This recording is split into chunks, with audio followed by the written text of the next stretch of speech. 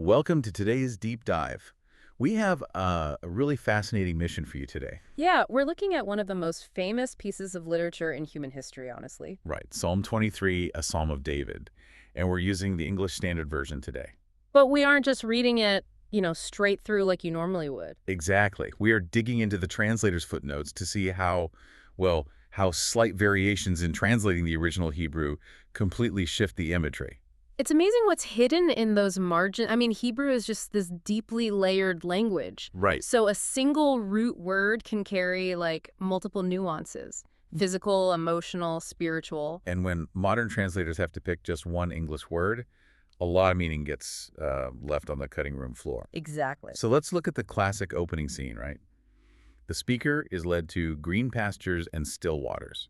Yes, the very famous pastoral image. But if I look at the footnote for still waters, the literal Hebrew actually translates to beside waters of rest. Right, it's a subtle shift. I mean, why the distinction? Because to me, still waters sounds like a stagnant, maybe mosquito-filled pond. Yeah, exactly. But waters of rest feels, I don't know, intentional, like a rejuvenating retreat. Well, the Hebrew phrasing focuses on the effect of the water on the sheep, not just the physical state of the water itself. Yeah, it's about being brought to a place where you can actually recover from exhaustion.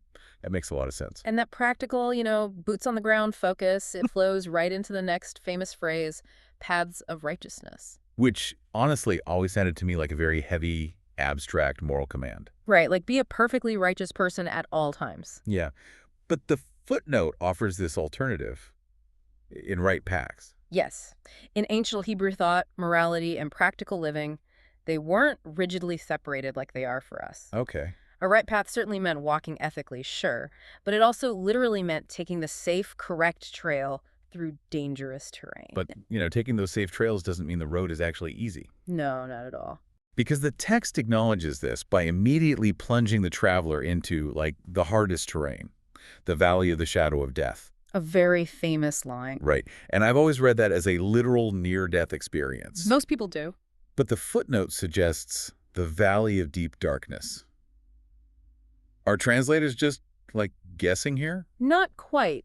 The Hebrew word used there is salmaveth, and for a long time it was split into two words, sel, meaning shadow, and maveth, meaning death. Okay, that makes sense. But linguists now often see it as a single root, meaning deep, pitch-black darkness. Honestly, that makes it so much more relatable to your everyday life. Right. You don't have to be on your deathbed to connect with this. You could just be going through a bleak, confusing period where you can't see the way forward. Yes.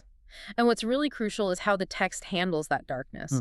The shepherd's practical tools, the rod and the staff, are introduced there to protect you. Right, to guide you through it. Exactly. Yeah. But then the metaphor suddenly shatters. Oh, yeah, this part. We go from a treacherous valley to sitting at an extravagant banquet table in the presence of my enemies. That part always felt like a weird cinematic jump cut to me. Like, why are we suddenly eating dinner while enemies just watch?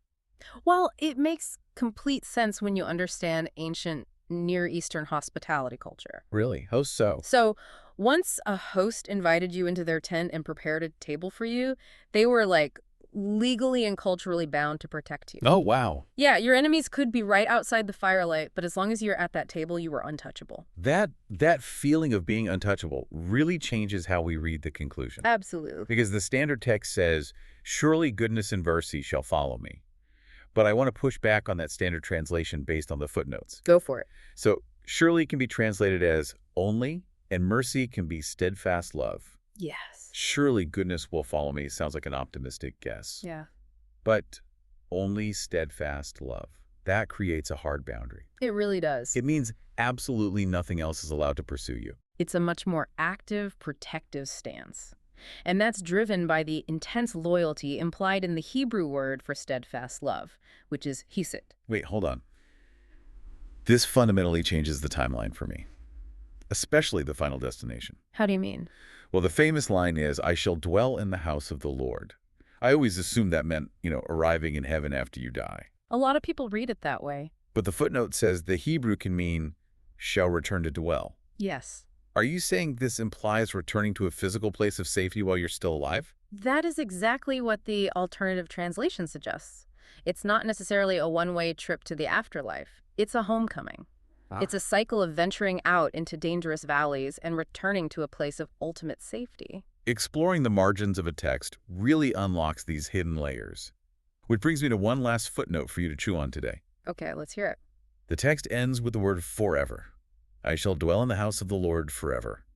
But the footnote reveals the literal Hebrew is actually for length of days. Right, which is a big difference. It is. That doesn't mean infinite cosmic eternity. It means the span of a mortal earthly lifespan. Exactly. So here's the thought to leave you with. If this grand famous poem is actually focused on the span of a mortal lifespan right here on Earth, rather than the infinite afterlife, how does that change the way you value the right paths you are walking today? Maybe it isn't a map for later. Maybe it's a map for right now.